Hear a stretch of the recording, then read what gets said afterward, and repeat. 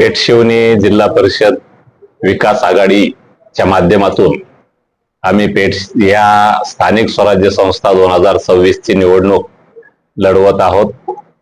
मी धन्यकुमार संतुकराव शिवणकर करंजी जिल्हा परिषद साठी आहे। माझ्या सोबत पेठशिवणी गणामधून सविता विजयराव कराळे पाटील या ओपन स्त्री प्रवर्गातून उभे आहेत आणि पेठ पिंपळगाव पंचायत समिती गणामधून इंदिराबाई गणपतराव गायकवाड ह्या पंचायत समितीसाठी उभे आहेत।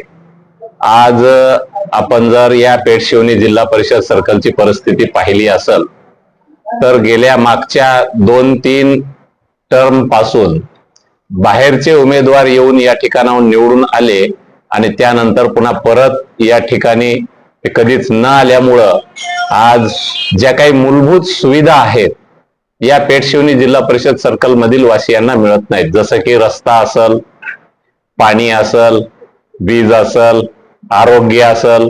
आरोग्याच्या दृष्टिकोनातून या पेठशिवणीमध्ये एक आरोग्य केंद्र उभारल्या गेलेलं आहे, पण तिथं आरोग्याची सेवा करण्यासाठी कर्मचारी सुद्धा तिथं पुरेसे नाहीत आणि त्यामुळं करोडो रुपये शासनाचे खर्च होऊन सुद्धा ती इमारत धुळकात पडलेली आहे।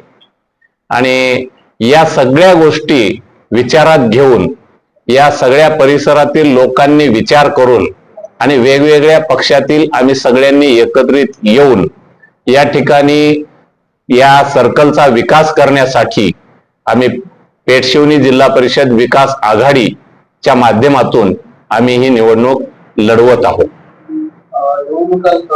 अनेक पक्षाच्या सत्ता येत असते जात असते, पण जनतेचा विकास करण्यासाठी स्थानिक स्वराज्य निवडणुका किंवा इतर कुठल्या निवडणुका असते त्यामध्ये स्थानिकचाच उमेदवार असणं गरजेचं वाटते। यापूर्वीचा जो काय अनुभव आहे या पेठशिवणी जिल्हा परिषद सर्कलचा, बलाढ्य उमेदवार, आर्थिक धनदांडगे उमेदवार असलेले या ठिकाणी आले आणि ते पैशाच्या जीवावर निवडून गेले, परंतु त्यांनी या सर्कलच्या विकासाकडे लक्ष दिलं नाही। आणि त्यामुळं आज जर आपण पाहिलं असेल पेठशिवणी जिल्हा परिषदची जी काही निवडणूक आहे ती आजची सुद्धा निवडणूक स्थानिक विरुद्ध बाहेर आणि जनशक्ती विरुद्ध धनशक्ती अशी निवडणूक होत आहे आणि आमच्या सोबत जनशक्ती आहे। त्यामुळं आम्हाला येणाऱ्या 7 तारखेला या सर्कल मधली जनता निश्चितपणानं मतदान रूपी आशीर्वाद, शिलाई मशीन आणि पंचायत समितीचे ऑटो रिक्षा या चित्रासमोरील बटन दाबून आशीर्वाद देतील आणि आम्हाला सेवा करण्याची संधी देतील। आपण डोर टू डोर या निवडणुकीमध्ये प्रचार करत आहात, जनतेच्या दारापर्यंत जात आहात, तर जे काही विकासाच्या बाबतीत लोकांच्या काही भावना आहेत सगळ्यात महत्वाची जर काय असेल तर आम्ही घरोघरी फिरत असताना हे लक्षात आलं की पेठशिवणी सारखं सर्कलचं गाव असलेल्या ठिकाणी जिथं 4.5-5 कोटीची योजना पाणी पुरवठ्याची होती, परंतु आजही एकाही नळाला पाणी मिळत नाही। त्यामुळं सर्वसामान्य महिला जे आहेत त्या त्रस्त आहेत आणि त्यामुळं सगळ्यात महत्वाचा जर काही प्रश्न असेल या पेठशिवणी जिल्हा परिषद सर्कल मधील तर तो पाण्याचा आहे आणि त्यावर आम्ही निश्चितपणानं आम्हाला संधी मिळाल्यावर त्याच्यावर काम करू। बरेच दिवसापासून आपल्या पेठशिवणीमध्ये सुतगिरी नावाचा प्रोजेक्ट आला होता, तो आहे सध्या स्थिती, पण तो आता बंद पडलेला, त्याच्यामुळे अनेक लोकांना मदत होण्यास या ठिकाणी जॉबसाठी जावं लागतं, तर ती कदाचित चालूच आहे।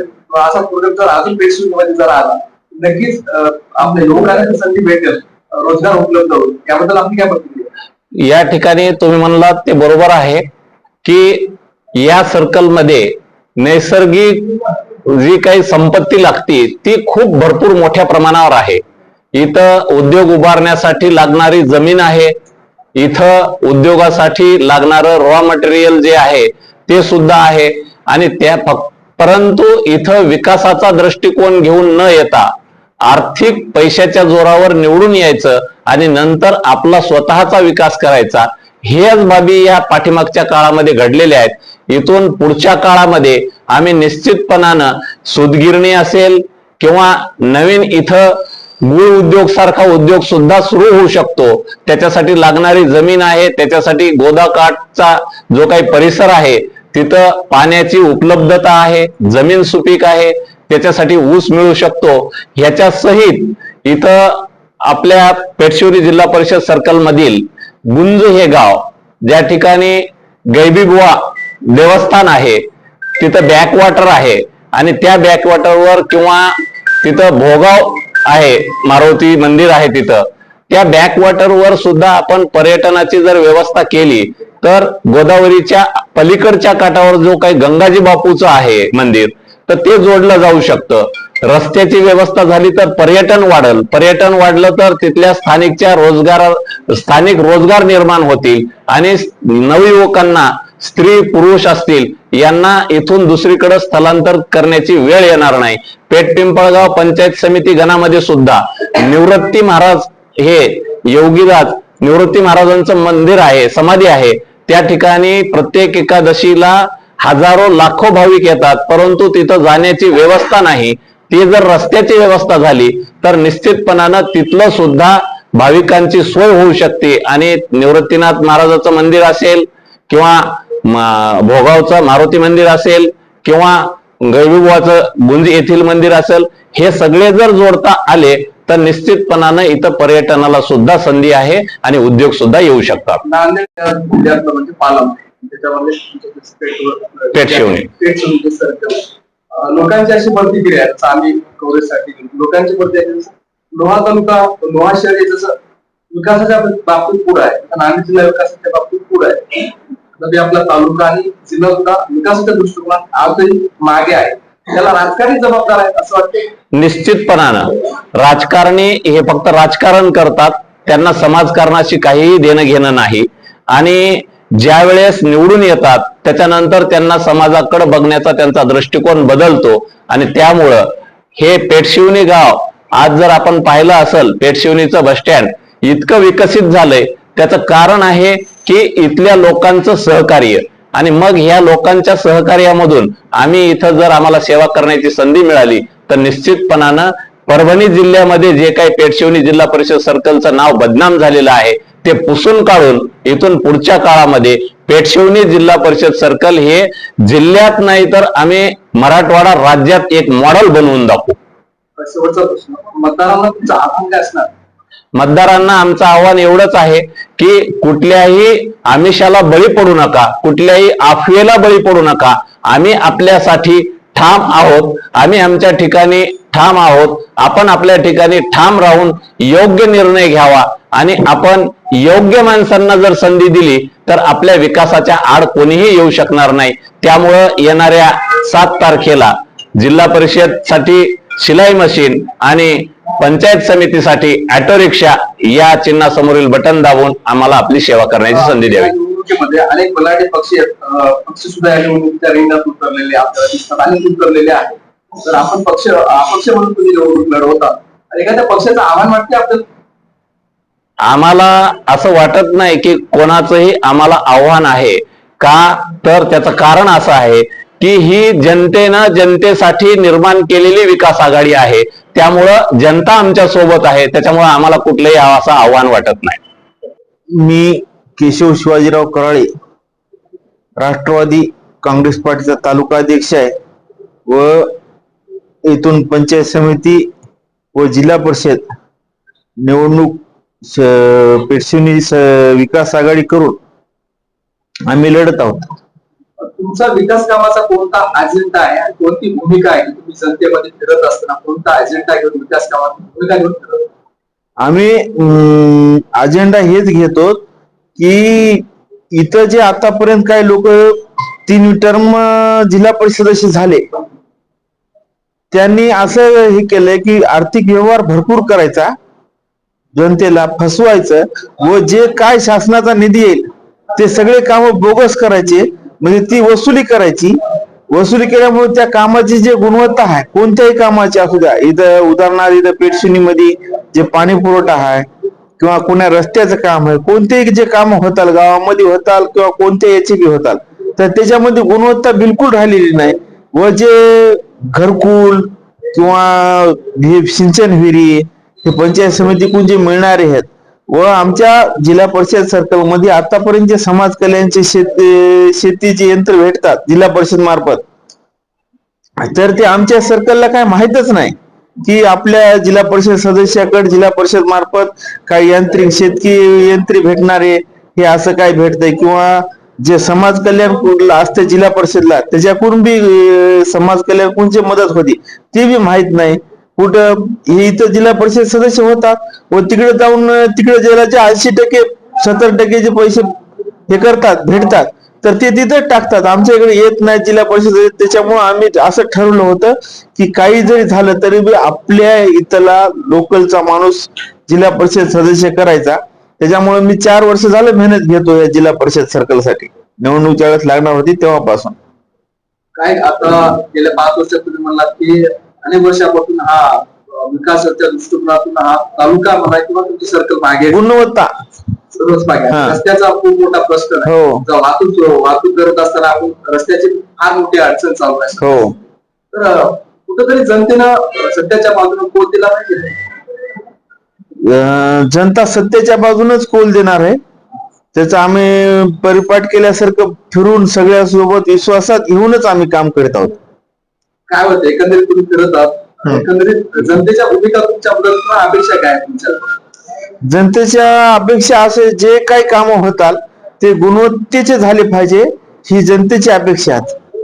म्हणजे घरकुलाचा विषय काढला जसं अपाय आवास योजना असेल ते पंतप्रधान आवास योजना त्या ठिकाणी कुठेतरी ज्या लाभार्थ्यांना ती योजना भेटायला पाहिजे, तळागाळातील लोकांना भेटायला पाहिजे, कुठेतरी त्या योजनेमध्ये आपले स्थानिक लेवलला झाले असं तुमचं म्हणणं आहे?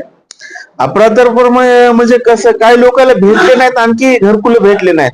आणि घरकुल भेटले तर ते कोण मधामध्ये हे करतंय काय नाही त्याच्यावर कंट्रोल नाही ना. स्थानिक स्वराज्य संस्थाची पंचायत समिती सभापती किंवा जिल्हा परिषद सदस्य ही यंत्रणा बंद असल्यामुळे त्याच्यावर कोणाचं नियंत्रण राहिलं नाही ना.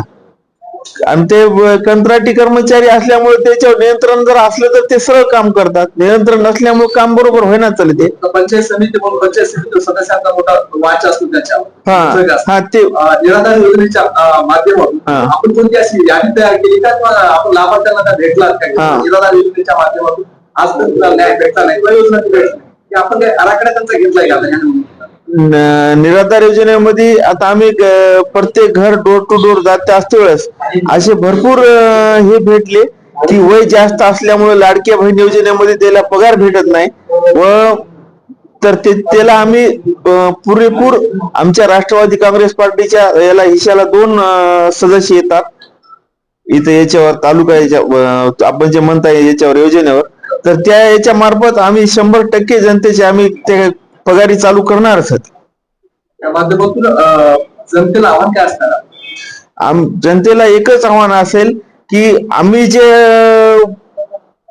काम करण्याचा प्रयत्न करतो, भरारी घेण्याचं काम करालो, तर ह्या भरारीला जनतेनं जसं पाठिंबा द्यायला पाहिजे हेच पाठिंबा टिकून ठेवावं. कोणाच्या भूलतापाला किंवा अफवाला विश्वास ठेवू नये एवढीच मी जनतेला नम्र विनंती करतो.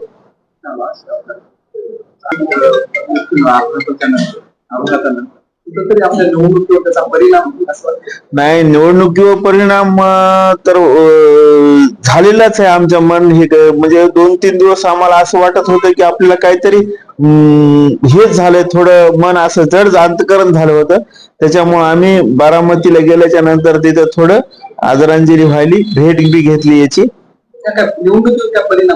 निवडणुकीवर परिणाम झालाच ना प्रचार करण्यामध्ये याच्यामध्ये. पण आम्ही असं जनतेला इथल्या पेटशिनी आमच्या सर्कलच्या किंवा कोणत्या जनतेला असं भावनिक करणार नाहीत की अजितदादा असं झालं तसं. आम्ही भावनिक अजिबात करणार नाही का, तर आम्ही गुणवत्तेवर मतदान घेणार. दादाच्या कार्यकाळामध्ये लाडकी बहीण योजना त्यांनी चालू केली आणि अजितदादांचं लाडक्या बहीण योजनेला नाव देण्याचं कुठेतरी लोक सर्व महाराष्ट्रातील सर्व जनता आता भावनिक झालेली आहे दादाच्या बाबतीत. कुठेतरी भावनिक होऊन त्या जनतेचा फायदा तुम्हाला असं वाटतं? भावनिक होऊन करण्यापेक्षा अजितदादाचे संपर्क मंत्री होते ह्या जिल्ह्याचे, आपल्या सर्वांना बी माहित आहे. जे अजितदादानं काम केलं इथलं हे गोदावरी पात्र सर्व झाकण्याचं जे काम केलं आता विचार केला तर आपण 20 फूट 25 फूट पाणी हे गोदावरीमध्ये कुठेही पात्र असं कोरडं नाही, ते इतकं काम जोरदार केलंय. आणि अजितदादांना कधी राजकारणाच्या पलीकडे समाजकारणच केलं. इथं कधी बी कोणाला म्हणले नाहीत आमच्या समोर तर कोण्या पक्षाचं असं ते काही नाही. त्याच्यामुळे जातीभेद दूर ठेवून त्यानं काम केलंय. त्याच्यामुळे भावनिक करण्यापेक्षा ते विकासाचं राजकारण केलं अजितदादांनी. मी अर्जुन गणपतराव गायकवाड, पेठशिवणी जिल्हा परिषद मध्ये पेटुंपळगाव पंचायत समिती आहे. ती SC महिला राखीव असल्यामुळे माझी आई इंद्राबाई गणपतराव गायकवाड यांना उमेदवारी प्राप्त झालेली आहे. सोबत किती उमेदवार आहेत? सोबत आमचे धन्यकुमार संतोषरावजी शिवणकर हे वरी आमच्या अपक्ष उमेदवारामध्ये जिल्हा परिषदेला त्यांची निशाणी शिलाई मशीन आहे. आणि एकूण पेठशिवणी पंचायत समिती गटामधून आमची सविताताई कराळे ह्या पंचायत समितीच्या उमेदवार महिला आहेत. बरं, आता या निवडणुकीमध्ये 2 महिला या ठिकाणी निवडणुकीच्या रिंगणात उतरल्या. महिला म्हणून महिलांसाठी यांची काय भूमिका असणार? महिला म्हणून महिलांसाठी त्यांची भूमिका म्हणजे आता महिलांना समजा आता आपण ग्रामीण भागात आहेत ते छोटे छोटे रोजगाराच्या व्यवस्थित सक्षमीकरणासाठी. महिला सक्षमीकरण म्हणजे आपण जर समजा आपल्या भारतीय सरकारचं समजा जे नारा आहे लखपती दीदीच्या माध्यमातून समजा किंवा महिला बचत गट असतील त्यांच्या माध्यमातून त्यांना अवेअरनेस करणे, त्यांना जोडणे किंवा समजा आपण रोजगार हमी योजनेच्या माध्यमातून त्यांना ज्या ज्या सुविधा काय करू शकतो त्या करण्याचा त्यांना प्रयत्न करतील. रोजगार हमी योजना सर्वांसाठीच आहे महिला. महिलांसाठी पण स्वतंत्र समजा बचत असेल किंवा लखपती किंवा दीदीच्या माध्यमातून समजा काही सुविधा करता येत असतील. आव्हान काय जनतेला आव्हान काय? जनतेला आव्हान एवढंच आहे की कोणत्याही आमिषाला बळ न जाता आम्ही आपल्या सेवेसाठी 24 तास तत्पर राहणारे आहात. आणि जिल्हा परिषद पेठशिवणी गटाचे आमचे जिल्हा परिषदेचे उमेदवार धन्यकुमारजी संतोषरावजी शिवणकर यांची निवडणूक निशाणी शिलाई मशीन आहे. आणि पेठशिवणी पंचायत समितीच्या अपक्ष महिला उमेदवार ह्या सविताताई कराळे आहेत. आणि पेटुंपळगाव पंचायत समितीच्या SC महिला राखीव उमेदवार ह्या इंद्राबाई गणपतराव गायकवाड आहेत. यांची पंचायत समिती पेठशिवणी आणि पंचायत समिती पेटुंपळगाव यांची निवडणूक निशाणी ऑटो आहे. तरी सर्व जनतेंनी शिलाई मशीन आणि ऑटो या बटनावरील बटन दाबून प्रचंड प्रचंड मतांनी यांना विजयी करावे ही नम्र विनंती.